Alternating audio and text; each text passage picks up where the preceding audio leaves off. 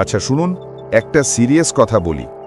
আপনারা যারা ভাবেন আরে ধুর, ওর অতীত নিয়ে আমার কোনো মাথা ব্যথা নেই, কে কতজনের সাথে ছিল, কার সাথে ব্রেকআপ হয়েছে সেসব জেনে আমার কি, তাদের জন্য বলি একটু থামুন, আরেকবার ভাবুন।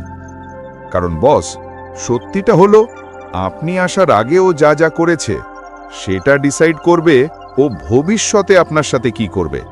এই কথাটা হয়তো শুনতে খারাপ লাগছে, আনকমফোর্টেবল লাগছে, কিন্তু যত তাড়াতাড়ি এই কড়া সত্যিটা মেনে নেবেন ততই আপনার ভবিষ্যতের জন্য মঙ্গল। ছোটবেলা থেকে আমাদের একটা সুন্দর মিথ্যে বলে শেখানো হয়েছে। স্কুলের মাস্টার মশাই থেকে শুরু করে ইনস্টাগ্রামের ইনফ্লুয়েন্সার, এমনকি রিলেশনশিপ কোচ, সবাই বলে মেয়ের অতীত দেখে তাকে বিচার করতে নেই, আজ সে কেমন সেটাই আসল। কিন্তু দাদা, বাস্তবটা বড় নিষ্ঠুর। ওর অতীত আর বর্তমান দুটো আলাদা কামড়া নয়, ওর অতীতই ওর বর্তমান। যতগুলো সম্পর্ক, যতগুলো ব্রেকআপ, যত টক্সিক রিলেশন আর যতবার আবেগের বশে ভুল সিদ্ধান্ত নিয়েছে, সেগুলো সব মিলেমিশে ওর ব্রেনটাকে নতুন করে প্রোগ্রাম করেছে, ওর সাইকোলজি বা মানসিকতা বদলে দিয়েছে। ছেলেদের প্রতি ওর যে এক্সপেকটেশন বা প্রত্যাশা, সেটাও বদলে গেছে। এখন যদি আপনি ভাবেন এগুলো কোনো ব্যাপার না, তাহলে সোজা কসাইখানায় হেঁটে যাওয়ার মতো অবস্থা হবে আপনার। এই যে আমরা বলি পেয়ার বন্ডিং, মানে একজনের সাথে গভীরভাবে কানেক্ট হওয়া, তাকে বিশ্বাস করা এবং সারা জীবন তার প্রতি লয়াল থাকা, এটা কিন্তু শুধুই রোমান্টিক সিনেমার ডায়ালগ নয়। এর পেছনে বিজ্ঞান আছে, বায়োলজি আছে, হরমোনের খেলা আছে। আর অন্য সব মেশিনের মতোই বারবার ব্যবহারের ফলে এই বন্ডিং বা জোড়া লাগার ক্ষমতাও ভোতা হয়ে যায়। ইনস্টিটিউট ফর ফ্যামিলি স্টাডিজের রিসার্চ বলছে, যেসব মেয়েদের বিয়ের আগে অনেকগুলো রিলেশনশিপ বা পার্টনার ছিল, তাদের ডিভোর্স হওয়ার সম্ভাবনা সাংঘাতিক বেশি। যাদের 10 জন বা তার বেশি পার্টনার ছিল, তাদের ডিভোর্সের হার অন্যদের চেয়ে প্রায় 80% বেশি। কেন জানেন? কারণ অক্সিটোসিন, এই হরমোনটাকেই বলে বন্ডিং হরমোন। প্রথমবার প্রেম বা শারীরিক সম্পর্কের সময় এটা যেভাবে কাজ করে, কুলিবারের বেলায় সেটা আর সেভাবে কাজ করে না। যত বেশি ছেলের সাথে ও মিশেছে, তত কঠিন হয়ে পড়ে ওর ব্রেন আর শরীরের পক্ষে আপনার সাথে পুরোপুরি অ্যাটাচ হওয়া বা মিশে যাওয়া। ব্যাপারটা অনেকটা স্কচ টেপের মতো। দুটো কাগজকে একবার টেপ দিয়ে জুড়ে দেখুন, সুন্দর জোড়া লেগে গেল। এবার ওটা তুলে আবার জোড়ার চেষ্টা করুন, তারপর আবার একটা সময় দেখবেন আঠাটাই নষ্ট হয়ে গেছে আর কাগজ জুড়ছে না। সমাজ যখন বলে বডি কাউন্ট কোনো ব্যাপার না, তখন তারা আসলে মেয়েদের প্রোটেক্ট করছে না, বরং ছেলেদের নিরস্ত্র করে দিচ্ছে। শুধু হরমোন নয়, এর সাথে সাইকোলজিও জড়িয়ে আছে। তার আগের রিলেশনশিপগুলো তার মাপকাঠি বা ফ্রেম অফ রেফারেন্স ঠিক করে দেয়। আপনার আগে যে ছেলেগুলো ছিল, তারা এক একটা বেঞ্চমার্ক। আপনি তাদের সাথে অজান্তেই কম্পিটিশনে নেমে গেছেন, বিছানায় বা স্ট্যাটাসে বা ওকে স্পেশাল ফিল করানোয়। খেয়াল করেছেন, ঝগড়া লাগলেই হুট করে কোনো এক এক্সের নাম উঠে আসে। এটা অ্যাক্সিডেন্টলি হয় না, এটা আসলে তার অতীত, যা আপনার বর্তমানের মধ্যে ঢুকে পড়ছে। আর সব থেকে বড় ধাক্কাটা হলো ট্রমা বা মানসিক আঘাত। যদি তাকে কেউ ঠকিয়ে থাকে, তবে সে অহেতুক আপনাকে সন্দেহ করবে। যদি সে কোনো ব্যাড বয় টাইপ ছেলের সাথে প্রেম করে থাকে, তাহলে মুখে যাই বলুক না কেন, ভেতরে ভেতরে সে ওই নাটক বা ড্রামাটাকেই মিস করবে। সে বলবে আমি শান্তি চাই, কিন্তু আসলে সে ওই ঝুট ঝামেলা বা কেয়সটাই খুঁজবে। আপনি ওর সমস্ত ক্ষত বা দাগগুলোর উত্তরাধিকারী হবেন, আর উল্টে ওগুলোকে খোঁচানোর দোষও আপনার ঘাড়েই চাপবে। শুনুন, এসব কথা কিন্তু মেয়েদের ছোট করার জন্য নয়, এসব আপনাদের মানে ছেলেদের তৈরি করার জন্য বলা। কারণ যে ছেলেটা চোখ বন্ধ করে রিলেশনে ঢোকে, ভবিষ্যতে সেই সবচেয়ে বড় ধাক্কাটা খায়। আজকার যুগের ছেলেরা একটা ভুল ধারণা নিয়ে বেঁচে আছে। তারা ভাবে অভিজ্ঞতা ওকে বেটার মানুষ বানিয়েছে, ও এখন অনেক ম্যাচিউর, জানে ও কি চায়। আসুন আপনাদের ভুলটা ভাঙাই। বাস্তব হলো, যার পার্টনার যত বেশি, তার কারোর সাথে বন্ডিং তৈরি করা তত কঠিন। সহজ তো নয়ই, উল্টে কঠিন। যখনই কোনো শারীরিক সম্পর্ক হয়, ব্রেনে অক্সিটোসিনের বন্যা বয়ে যায়। মা আর নবজাতকের মধ্যে যে টান, সেই একই কেমিক্যাল এখানেও কাজ করে। এটাই বিশ্বাস, ভরসা আর লয়্যালটি তৈরি করে। কিন্তু সমস্যা হলো এই অক্সিটোসিনের ধার বারবার ব্যবহারে কমে যায়। বারবার সম্পর্ক গড়া আর ভেঙে ফেলার ফলে ওর ওই বন্ডিং সিস্টেমটাই দুর্বল হয়ে পড়ে। জার্নাল অফ সেক্স রিসার্চে বলা হয়েছে, যাদের অনেক বেশি পার্টনার তাদের রিলেশনশিপ স্যাটিসফ্যাকশন কম হয় এবং তাদের মধ্যে চিটিং বা পরকীয়ার প্রবণতাও বেশি হয়। কারণটা খুব সিম্পল, জোড়া লাগার যে নিউরাল ওয়্যারিং বা স্নায়ুতন্ত্র সেটা দুর্বল হয়ে গেছে। ফটোকপি মেশিনের কথা ভাবুন, প্রথম প্রিন্টটা কত ঝকঝকে হয়, 50 বারের কপিটা একটু ঝাপসা হয়, আর 200 বার কপি করার পর আসল ছবিটা চেনাই দায় হয় না। ওর ইমোশনালি অ্যাটাচ হওয়ার ক্ষমতার অবস্থাও ঠিক তাই। শুধু অক্সিটোসিন নয়, ডোপামিন মানে আমাদের প্লেজার হরমোন, তারও একটা রোল আছে। নতুন প্রেমিকের সাথে মেশা মানেই ডোপামিনের নতুন ডোজ। সমস্যা হলো ডোপামিন একটা নেশার মতো, যত বেশি নতুনের পেছনে সে ছুটবে তত তার নেশার মাত্রা বাড়ে। অল্পে আর তার মন ভরে না, আগের থ্রিলটা পেতে তার আরও বেশি কিছু চায়। সেই জন্যই এসে খুব তাড়াতাড়ি বোর হয়ে যায়। সেই জন্যই একটা স্টেবল বা সুস্থির জীবন তার কাছে একঘেয়ে বা বোরিং লাগে। মুখে যতই সিকিউরিটির কথা বলুক না কেন, মনে মনে সে ওই ড্রামা বা ওই অনিশ্চিততা বা রহস্যময় কাউকে খোঁজে। তার ব্রেনটা আসলে অল্প সময়ের উত্তেজনার জন্য তৈরি হয়েছে, দীর্ঘদিনের স্থিরতার জন্য নয়। সমাজ আপনাকে শেখাবে, অনভিজ্ঞ মেয়েদের সাথে ডেট করো না, এমন কাউকে বেছে নাও যে জীবনটা দেখেছে, নিজেকে চেনে। ওরা যেটা আপনাকে বলবে না সেটা হলো, এই তথাকথিত অভিজ্ঞতার দাম দিতে হয় লয়্যালটি বা বিশ্বস্ততা দিয়ে। এটা শুধু শরীরের ব্যাপার নয়, এটা স্মৃতির ব্যাপার। যেই ছেলেগুলো তার জীবনে এসেছে তারা শুধু তার শরীরে নয়, তার মনেও ছাপ রেখে গেছে। সে ওই উত্তেজনা বা হাই মোমেন্টগুলো মনে রাখে। তাকে কেউ ধাওয়া করছে বা চেজ করছে, এই থ্রিলটা তার মনে থাকে। আর আপনি, যাকে সে নিজের ভবিষ্যৎ ভাবে, যখন ঠিক ওই একই উত্তেজনা বা ইমোশন দিতে পারেন না, তখন সে মনে মনে ওই প্রশ্নটা করে বসে, আমি কি সস্তায় অপোজ করলাম? এই জন্যই ছেলেরা হুট করে বড় ধাক্কা খায়। আপনি ভাবছেন ওর পুরনো ওইসব পার্টি লাইফ বা পাগলামি এখন আর ম্যাটার করে না। আপনি ভাবছেন আপনি নতুন করে শুরু করছেন, কিন্তু বস, আপনি তা করছেন না। আপনি আসলে ভূতের সাথে লড়াই করছেন, ওর এক্সদের ভূত, হুকআপের ভূত, আর সেই সমস্ত ডোপামিনের ঝিলিক যা আপনার আগে ওকে জীবন্ত অনুভব করিয়েছিল। সত্যিটা হলো, আপনি ওর অতীতের সাথে পেরে উঠবেন না। আপনি শুধু ডিসাইড করতে পারেন আপনি ওই বোঝাটা বইবেন কিনা। আপনি শুধু ওকে ডেট করছেন না, আপনি ওর অতীতটাকেও ডেট করছেন। যে ছেলের সাথেই সে ঘুমিয়েছে, যার জন্য সে কেঁদেছে বা যার হাতে সে ঠকেছে, আপনার অনিচ্ছা সত্ত্বেও তারা সবাই ওই সম্পর্কের মধ্যে ঢুকে আছে। আর যখন প্রেমের শুরুর সেই মোহ বা হানিমুন ফেজ কেটে যাবে, তখন এই সব জমে থাকা বোঝাগুলো বা ব্যাগেজগুলো বোমার মতো ফাটবে। যদিও আগে চিটিংয়ের শিকার হয়ে থাকে, তবে মাঝরাতে আপনার ফোনে একটা টেক্সট এলেই জেরার মুখে পড়তে হবে আপনাকে। যদি সে আগে কোনো নার্সিসিস্ট বা আত্মপ্রেমী ছেলের পাল্লায় পড়ে থাকে, তবে এখন আপনার কনফিডেন্স দেখলেই তার মনে হবে আপনি ওকে কন্ট্রোল করছেন। যদি ওকে আগে কেউ শুধুই সেক্সের জন্য ব্যবহার করে থাকে, তবে এখন আপনার স্বাভাবিক চাহিদাকেও তার স্বার্থপরতা মনে হবে। অন্য কেউ যা করেছে তার মাসুল আপনাকে গুনতে হবে। অন্যের করা ক্রাইমের সাজা আপনি পাবেন। মনোবিজ্ঞানীরা একে বলেন প্রজেকশন, মানে পুরনো ক্ষতের জ্বালা নতুন মানুষের উপর ঝেড়ে ফেলা। কিন্তু রিলেশনে এই প্রজেকশন কোনো থিওরি নয়, এটা একটা টিকটিক করা টাইম বোমা। আর সবচেয়ে খারাপ সত্যিটা হলো, মেয়েরা সব সময় তুলনা করে। ওর অতীতে যত বেশি ছেলে থাকবে, আপনার পথের কাটা হয়ে দাঁড়ানো ভূতের লিস্ট তত লম্বা হবে। ওর এক্স যদি বেশি রোজগার করত, তবে দেখবেন কথায় কথায় উচ্চাকাঙ্ক্ষা বা অ্যাম্বিশন নিয়ে খোঁচা মারছে। ওর আগের জন যদি একটু রাফ অ্যান্ড টাফ হয়, তবে আপনি কেন এত ভালো মানুষ বা সেফ তা নিয়ে সে দীর্ঘশ্বাস ফেলবে। যদি আগের রিলেশনে ফিজিক্যাল ইন্টিমেসি বা বিছানার ব্যাপারটা বেশি ইন্টারেস্টিং হয়, তবে দেখবেন সে ধীরে ধীরে নিজেকে গুটিয়ে নিচ্ছে। কিছু না বললেও আপনি সেটা ফিল করবেন। এই যে তিলে তিলে হাজারটা তুলনার মুখে পড়া, এটা সহ্য করা খুব কঠিন। আর আপনি জিততে পারবেন না, কারণ আপনার লড়াইটা তো কোনো রক্তমাংসের মানুষের সাথে নয়, লড়াইটা স্মৃতির সাথে। অধিকাংশ ছেলেরা যেটা বোঝে না, সেটা হলো নতুন রিলেশনে গেলেই পুরনো ট্রমা রিসেট বা মুছে যায় না, উল্টে সেটা বাড়তে থাকে, কম্পাউন্ড হয়। ঋণের কথা ভাবুন, অল্প ঋণ হলে সামনে নেওয়া যায়, কিন্তু একের পর এক ঋণ যদি জমতে থাকে, তবে সুদে আসলে সেটা একদিন আপনাকে দেউলিয়া করে দেবে। আর যখন সে মানসিকভাবে ভেঙে পড়বে তখন তাকে বাঁচানোর দায় কার? আপনার। কিন্তু আপনি তো ওকে বাঁচাতে পারছেন না।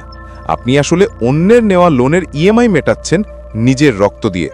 2016 সালের journal of social and personal রিলেশনশিপসে দেখা গেছে যাদের আগের পার্টনার সংখ্যা বেশি তারা বর্তমান রিলেশনে কম বিশ্বাস করে এবং বেশি ঈর্ষান্বিত বা জেলাস হয়। সহজ কথায়, ওর অতীতে যত বেশি পুরুষ, আপনার বর্তমানে তত বেশি অশান্তি। অথচ সমাজ আপনাকে গালমন্দ করে যাচ্ছে। ইনসিকিউর হয়েও না, আসল পুরুষরা অতীত নিয়ে ভাবে না। ভুল কথা, আসল পুরুষরাই ভাবে, কারণ আসল পুরুষরা প্যাটার্ন বা লক্ষণ বুঝতে পারে। লক্ষণ কখনো মিথ্যে বলে না। এটাই হলো সোজা অঙ্ক। ওর সমাধান না হওয়া সমস্যাগুলো আপনার রোজকার লড়াই হয়ে ভাড়াবে। ওর ব্যাগেজ আপনার বোঝা হবে। ওর ট্রমা আপনার পরীক্ষার বিষয় হবে। আর বেশিরভাগ ছেলেই এই পরীক্ষায় ফেল করে। তারা দুর্বল বলে নয়, বরং খেলার নিয়মটাই শুরুর থেকে তাদের বিরুদ্ধে সেট করা ছিল বলে। চলুন এবার আধুনিক ডেটিংয়ের সবচেয়ে বিতর্কিত প্রশ্নটায় আসা যাক। বডি কাউন্ট কি আসলেই ম্যাটার করে? যখনই কথাটা ওঠে, একঘেয়ে সেই পুরনো বুলিগুলো শোনা যায়। কেবল ইনসিকিউর বা হীনমন্য ছেলেরাই এসব নিয়ে ভাবে। এসব তার আজকের ব্যক্তিত্বকে বদলে দেয় না। মেয়ের চরিত্র তার যৌন ইতিহাস দিয়ে বিচার করা যায় না। আপনি কিছু বলতে গেলেই তখন আপনাকে নারী বিদ্বেষী বলে থামিয়ে দেওয়া হবে, আপনাকে লজ্জিত করা হবে। কিন্তু অধিকাংশ ছেলের মনের ভেতর যে সত্যিটা খচখচ করে অথচ তারা বলতে পারে না, সেটা হলো বডি কাউন্ট ব্যাপারটা নৈতিকতা বা মোরালিটির বিষয় নয়, এটা পিওর সাইকোলজি। আবার সেই টেপের উদাহরণে ফিরে যাই।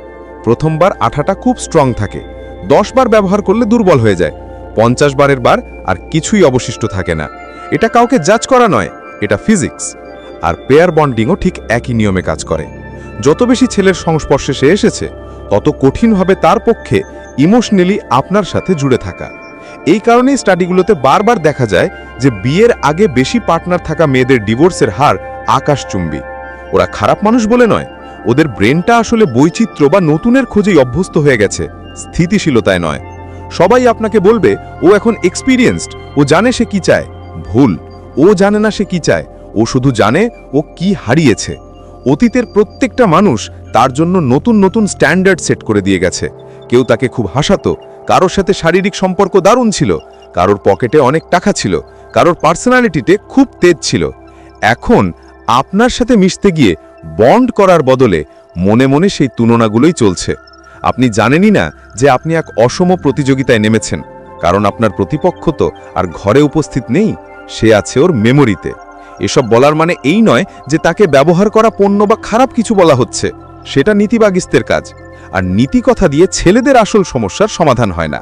আমরা কথা বলছি ফলাফল বা ইম্প্যাক্ট নিয়ে। তার নেওয়া চয়েস বুঁদো শুধু তাকে নয়, আপনাকেও কিভাবে ভোগাবে সেটা নিয়ে। কারণ আপনার সাথে তার বন্ডিং যদি দুর্বল হয় তাহলে আপনার ঝুঁকি অনেক বেশি। পরকীয়ার ঝুঁকি, ইমোশনালি সরে যাওয়ার ঝুঁকি, ডিভোর্স, বাচ্চার কাস্টাডি নিয়ে লড়াই, আর অর্থনৈতিকভাবে দেউলিয়া হওয়ার ঝুঁকি। আপনি তার অতীত ঘাঁটছেন তাকে ঘৃণা করেন বলে নয়, আপনি ঘাঁটছেন কারণ আপনি আপনার ভবিষ্যৎকে ভালোবাসেন বলে। ছেলেদের শেখানো হয় ভালোবাসা দিয়ে সব জয় করা যায়, তাই এসব অগ্রাহ্য করো। কিন্তু বস, বায়োলজি আপনার রোম্যান্টিক আইডিয়াকে পাত্তা দেয় না, সাইকোলজি স্লোগানে চলে না। আপনার আগে প্রত্যেকটা ছেলের সাথে তার কাটানো মুহূর্তগুলো তার মধ্যে একটা করে ছাপ ফেলে গেছে। আর যদি তার পার্টনারের তালিকা একটা লম্বা রেজিউমের মতো হয়, তবে সেই ছাপগুলো আপনার কাছে এসে উবে যাবে না। সেগুলো ফিরে আসবে ওর উচ্চাসা বা এক্সপেকটেশনে, ওর একঘেয়েমি বা বোর্ডামে, ওর চঞ্চলতায়। ও খারাপ বলে নয়, ওর ব্রেনটাই অফুরান্ত অপশনে অভ্যস্ত হয়ে গেছে বলে। যে ব্যাপারে কেউ আপনাকে সাবধান করবে না সেটা হলো, যখন আপনি তার অতীতকে উপেক্ষা করছেন তখন আপনি শুধু আপনার হার্ট ব্রেক বা মন ভাঙার ঝুঁকি নিচ্ছেন না, আপনি ঝুঁকি নিচ্ছেন আপনার টাকা, আপনার মানসিক শান্তি এবং আপনার জীবনের লক্ষ্য বা মিশনের। চলুন ডিভোর্সের কথাটাই ভাবা যাক। আমেরিকান সোশ্যোলজিক্যাল অ্যাসোসিয়েশন বলছে পশ্চিমে প্রায় 70% ডিভোর্স মেয়েরা শুরু করে বা ফাইল করে। আর ডিভোর্স হলে বিলটা কাকে মেটাতে হয়? ছেলেদের। অ্যালিমনি, বাচ্চার খরচ, উকিলের ফি আর আপনার জমানো সম্পত্তির অর্ধেক রাতারাতি গায়েব। যে মেয়ে আগে অনেকবার সম্পর্ক ছেড়ে চলে গেছে, আপনি কি করে ভাবলেন সুবিধা বুঝলে এসে আপনাকে ছেড়ে যাবে না? তার অতীতটা তখন আপনার ফাইন্যান্সিয়াল বা আর্থিক দুঃস্বপ্ন হয়ে দাঁড়াবে।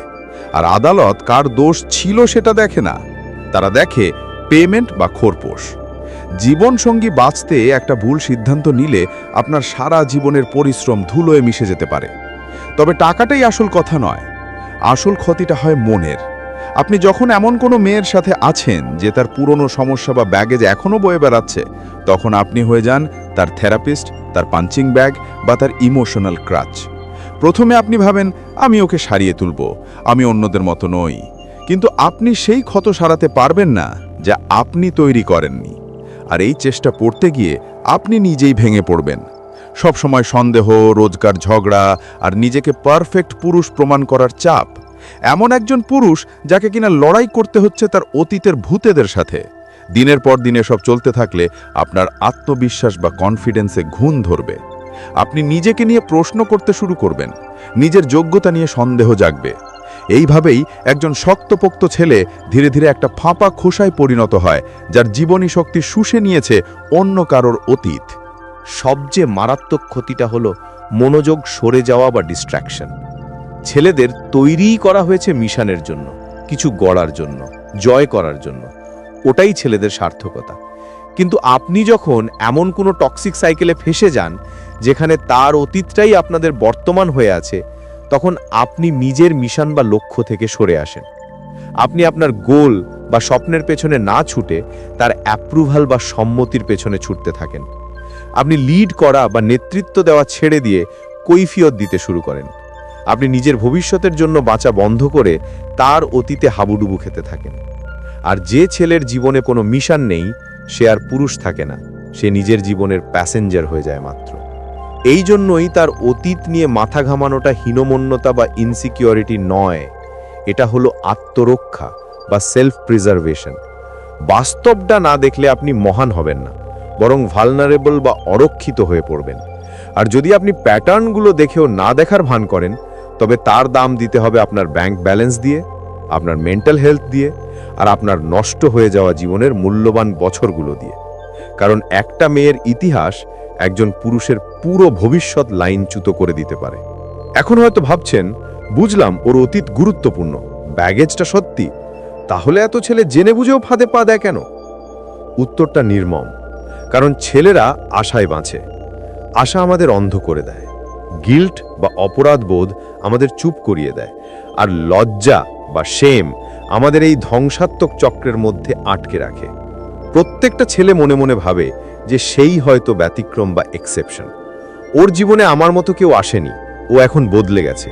আগে হয়তো ও একটু ওয়াইল্ড ছিল, কিন্তু আমার সাথেও সেটেল করবে। এটা একটা আরামদায়ক ফ্যান্টাসি, কিন্তু দিন শেষে ওটা ফ্যান্টাসি। কারণ তার অভ্যেস বা প্যাটার্ন আপনার সাথে দেখা হওয়ার পর উবে যায়নি, ওগুলো তার সাইকোলজির গভীরে খোদাই করা আছে। ছেলেরা আশায় বাঁচে কারণ আমরা জন্মগতভাবে বিল্ডার বা নির্মাতা। আমরা পোটেনশিয়াল দেখলে ইনভেস্ট করি। কিন্তু মেয়েরা তো আর বিল্ডিংয়ের ব্লুপ্রিন্ট নয় যে আপনি ইচ্ছে মতো নতুন ডিজাইন করবেন। তারা মানুষ, আর মানুষ গড়ে ওঠে তার অভিজ্ঞতা দিয়ে। যে ছেলেটা এই সত্যটা ইগনোর করে, সে আসলে চোরাবালির উপর নিজের প্রাসাদ বানাচ্ছে। যে মুহূর্তে আপনি ওর অতীত নিয়ে প্রশ্ন তুলবেন, শুরু হয়ে যাবে গিল্ট ট্রিপ বা অপরাধবোধ জাগানো। তুমি একটু ইনসিকিউর কেন? আসল পুরুষরা এসব নিয়ে মাথা ঘামায় না। তুমি যদি আমায় ভালোবাসতে, তবে বিচার করতে না।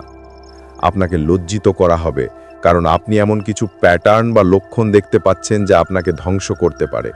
নিজেকে বাঁচানোর চেষ্টা করলে আপনাকে অপরাধী সাজানো হবে।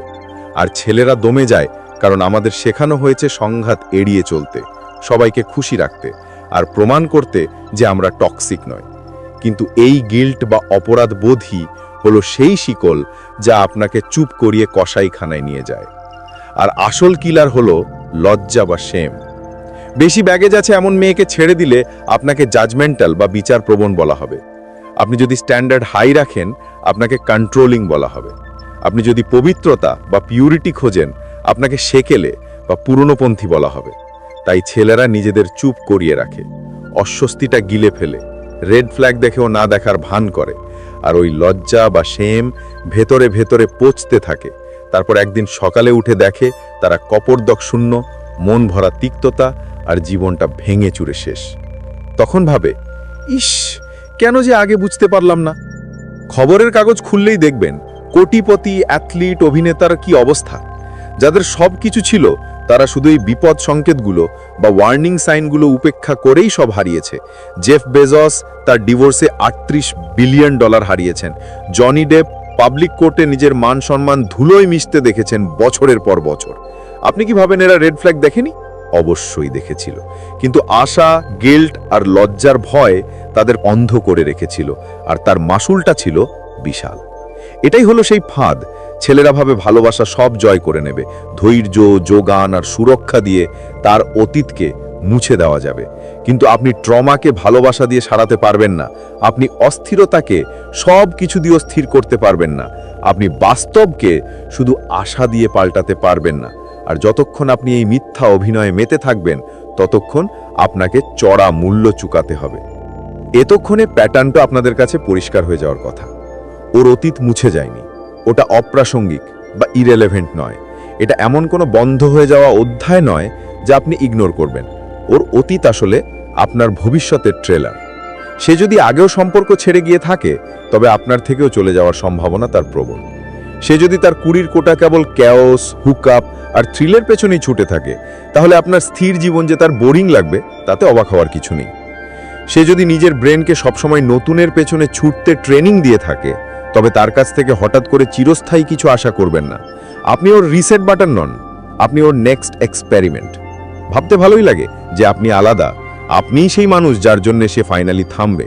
আপনার ভালোবাসা, চেষ্টা আর ত্যাগ তাকে বদলে দেবে। কিন্তু ইতিহাস মিথ্যে বলে না, সাইকোলজি মিথ্যে বলে না, বায়োলজি মিথ্যে বলে না। যদি তার ট্র্যাক রেকর্ডে শুধু ভাঙা সম্পর্ক, বিষাক্ত চক্র বা টক্সিক সাইকেল আর এক্সের লম্বা লিস্ট থাকে, তাহলে কেন আপনি আপনার পুরো ভবিষ্যৎকা বাজি ধরবেন এই ভেবে যে আপনি সেই জাদুকরী ব্যতিক্রম? আশা কোনো স্ট্র্যাটেজি নয়, ডিনায়েল কোনো সুরক্ষা নয়, আর বাস্তবকে ইগনোর করা হলো একটা ছেলে নেওয়া সবচেয়ে দামি ভুল সিদ্ধান্ত। তাহলে আপনি কি করবেন? প্রথমত, বুদ্ধি করে চয়েস করুন। নিজের স্ট্যান্ডার্ড থাকার জন্য সমাজ আপনাকে গিল্ট খাওয়ালে সেটা খাবেন না। আপনি ইনসিকিউর নন কারণ আপনি পিওরিটি চান, আপনি কন্ট্রোলিং নন কারণ আপনি স্টেবিলিটি চান, আপনি টক্সিক নন কারণ আপনি আপনার বংশধর বা লিগাসি রক্ষা করতে চান। দ্বিতীয়ত, নিজের উদ্দেশ্যে অটুট থাকুন বা পারপাস নিয়ে চলুন। যার জীবনের লক্ষ্য বা মিশন আছে, সে এমন মেয়ের ফাঁদে পা দেয় না যে নিজের পথ হারিয়েছে। নিজের শরীর গড়ুন, নিজের মন তৈরি করুন, নিজের এম্পায়ার বানান। কারণ আপনি যখন গ্রোথ বা উন্নতির পথে থাকবেন, তখন আপনি তার অনুমোদনের ভিখারি না হয়ে বরং শ্রদ্ধা বা রেসপেক্ট আদায় করে নেবেন। তৃতীয়ত, যেটা আপনার নয় সেটা বইতে যাবেন না। তার ব্যাগেজ বা বোঝা আপনার দায়িত্ব নয়। তার অতীত ঠিক করা আপনার কাজ নয়। তার ট্রমা আপনার কাঁধে নেওয়া ক্রস নয়। আপনার রোল ত্রাণকর্তা বা সেভিয়ার হওয়া নয়। আপনার রোল হলো গড়া, রক্ষা করা আর নেতৃত্ব দেওয়া। আর অনেক সময় সবচেয়ে শক্তিশালী পদক্ষেপ হলো ক্ষতিটা স্থায়ী হওয়ার আগেই সরে আসা। একটা মেয়ের অতীত আপনার ভবিষ্যৎ নষ্ট করতেই পারে, কিন্তু তখনই যখন আপনি সেটা ইগনোর করবেন বা উপেক্ষা করবেন। যখন আপনি পরিষ্কার দেখতে পাবেন, তখন ক্ষমতাটা আপনার হাতে থাকবে। তখন আপনি নষ্ট হওয়া কেসে ইনভেস্ট করা বন্ধ করবেন, ভূতের জন্য রক্ত ঝরানো বন্ধ করবেন, তার হিস্ট্রি দিয়ে নিজের ভাগ্য লেখা বন্ধ করবেন। এটা বিটারনেস নয়, এটা হলো উইজডম। এটা ঘৃণা নয়, এটা সার্ভাইভেলের লড়াই। আর যে জগৎ চায় আপনি অন্ধ হয়ে থাকুন, সেখানে সত্যকে বেছে নেওয়াই হলো একজন পুরুষের সবচেয়ে বড় বিদ্রোহ। যদি কথাগুলো মনের গভীরে কোথাও লাগে, তাহলে ভিডিওটা একটা লাইক দেবেন। যেই বন্ধু বা ভাইয়ের এই কথাগুলো শোনা দরকার, তাকে শেয়ার করুন আর চ্যানেলটা সাবস্ক্রাইব করুন। আমরা এখানে বড় কিছু তৈরি করছি, এমন ছেলেদের একটা মুভমেন্ট যারা মিথ্যের সাথে আপোষ করবে না, যারা অন্ধ হয়ে থাকবে না, আর যারা অন্য কারো অতীতের জন্য নিজের ভবিষ্যৎ নষ্ট হতে দেবে না।